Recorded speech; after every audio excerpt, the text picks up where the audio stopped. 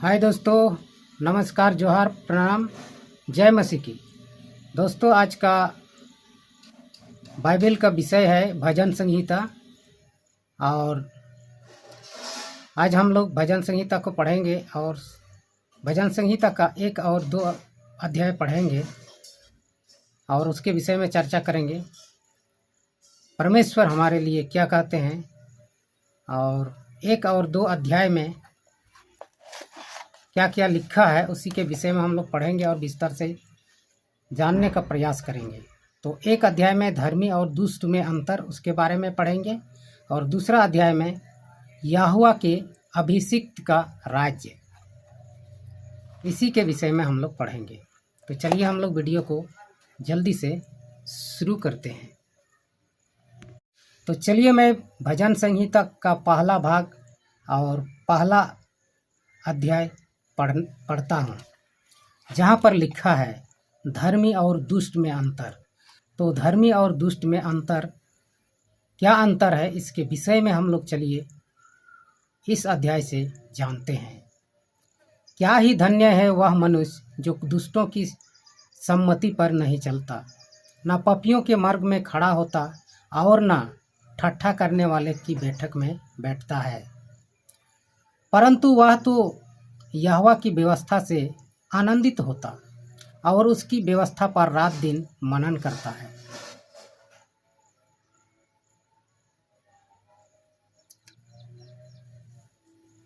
वह उस वृक्ष के समान है जो जल धाराओं के किनारे लगाया गया है और अपनी ऋतु में फलता है और जिसके पत्ते कभी नहीं मुरझाते। इसलिए जो कुछ वह मनुष्य करता है वह उसमें सफल होता है।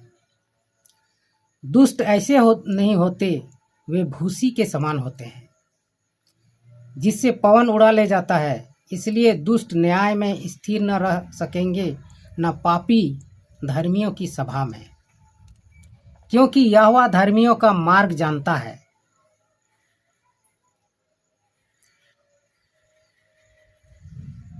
परंतु दुष्टों का मार्ग नष्ट हो जाएगा। यहोवा की अभिषिक्त का राज्य। जाति जाति के लोग क्यों हुल्लड़ मचाते हैं और देश देश के लोग व्यर्थ बात क्यों गढ़ते हैं।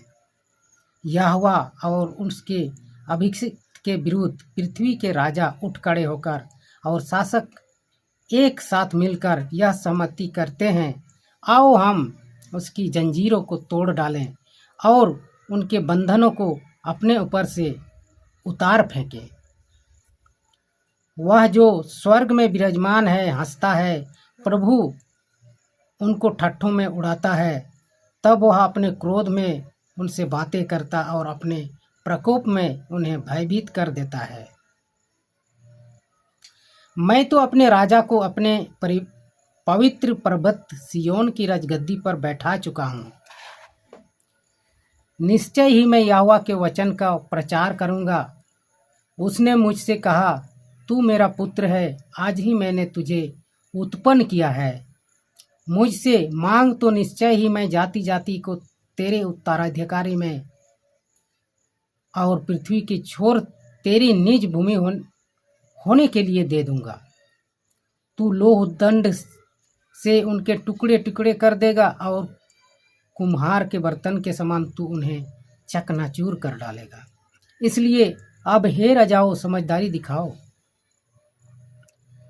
और पृथ्वी की न्यायियों चेतावनी पर ध्यान दो। भय सहित यहोवा की उपासना करो और थरथराते हुए मग्न हो। पुत्र का सम्मान करो, ऐसा ना हो कि वह क्रोधित हो जाए और तुम मार्ग में ही नष्ट हो जाओ, क्योंकि उनका प्रकोप शीघ्र भड़क सकता है। क्या ही धन्य है वे सब जो उनकी शरण लेते हैं।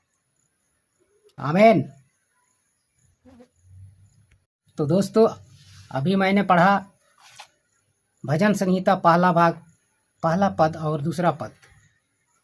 पहला पद में धर्मी और दुष्ट में अंतर। तो धर्मी और दुष्ट में क्या अंतर है, चलिए हम फिर से इसके विषय में चर्चा करते हैं।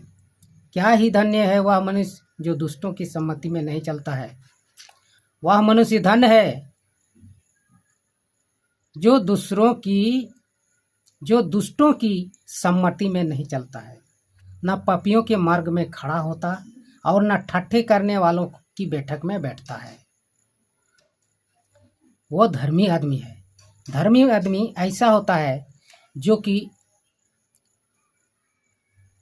दुष्टों की सम्मति पर नहीं चलता है और ठट्ठा लगाने वालों के पास नहीं बैठता है। वह क्या है? धर्मी है। और अधर्मी तो हम जान रहे हैं, अधर्मी तो ठट्ठा लगाता है, पापियों के ग्रुप में बैठता है। परंतु वह तो यहोवा की व्यवस्था से आनंदित होता है।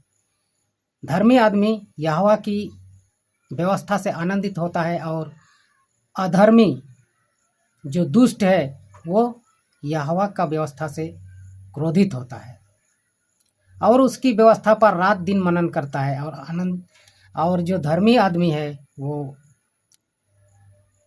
परमेश्वर की व्यवस्था पर रात दिन क्या करता है? मनन करता है। वह उस वृक्ष के समान है जो जल धाराओं के किनारे लगाया गया है। धर्मी आदमी उस वृक्ष के समान है जहाँ जल की धाराएं बहती है, उसके किनारे लगाया गया है। और दुष्ट आदमी उस वृक्ष के समान है जो बिना पानी या जलधारा जहाँ है उससे दूर लगाया गया है, जहाँ उसको पानी का एक बूंद भी नहीं मिलता है और अपनी ऋतु में फलता है और उसके पत्ते कभी नहीं मुरझाते। इसलिए जो कुछ वह मनुष्य करता है वह उसमें सफल होता है। क्या करता है? अपनी ऋतु में फलता है। धर्मी अपनी ऋतु में फलता है और उसका जो पत्ता है, उसका जो फेस है, जो चेहरा है, उसका कभी मुरझाता नहीं है। वही है धर्मी आदमी। लेकिन यहाँ दुष्ट ऐसा नहीं होते हैं। दुष्ट उसके उल्टा होते हैं। दुष्ट ऐसे नहीं होते, वे भूसी के समान होते हैं। दुष्ट कैसे होते हैं? भूसी के समान होते हैं जिससे पवन उड़ा ले जाता है। जब हवा बहता है तो उस समय उड़ा के ले के चला जाता है। इसलिए दुष्ट न्याय में स्थिर न रह सकेंगे। इसलिए दुष्ट जो है वो न्याय में स्थिर नहीं रह सकेंगे, न पापी धर्मियों की सभा में, जिस तरह पापी लोग धर्मियों के सभा में नहीं रह सकते। क्योंकि यहोवा धर्मियों का मार्ग जानता है। यहोवा जो है धर्मियों का मार्ग जो है वो जानता है, परंतु दुष्टों का मार्ग नष्ट हो जाएगा। लेकिन दुष्टों का मार्ग जो है क्या हो जाएगा? नष्ट हो जाएगा। तो दोस्तों, हमने पढ़ा धर्मी और अधर्मी के बारे में। अब हम लोग जानते हैं यहोवा के अभिषिक्त का राज। तो जाति जाति के लोग क्यों हुल्लड़ मचाते हैं और देश देश के लोग व्यर्थ बात क्यों करते हैं? जाति जाति के लोग हुल्लड़ क्यों मचा रहे हैं और देश देश के लोग व्यर्थ बात क्यों कर रहे हैं? यहोवा और उसके अभिषिक्त के विरुद्ध पृथ्वी के राजा उठ खड़े होकर और शासक एक साथ मिलकर यह सम्मति करते हैं, आओ हम उनकी जंजीरों को तोड़ डालें और उनके बंधनों को अपने ऊपर से उतार फेंके।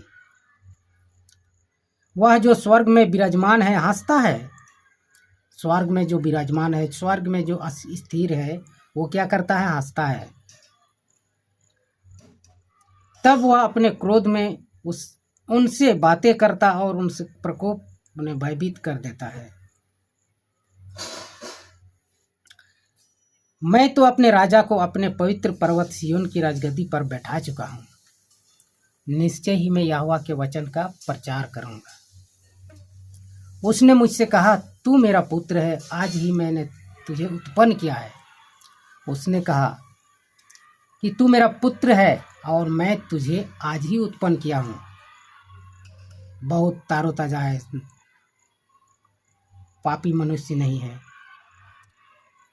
इसलिए अब हे राजाओं, समझदारी दिखाओ और पृथ्वी के न्यायों चेतावनी पर ध्यान दो। भाई सहित यहोवा की उपासना करो और थरथराते हुए मग्न हो। पुत्र का सम्मान करो, ऐसा न हो कि वह क्रोधित हो जाए और तुम मार्ग में ही नष्ट हो जाओ।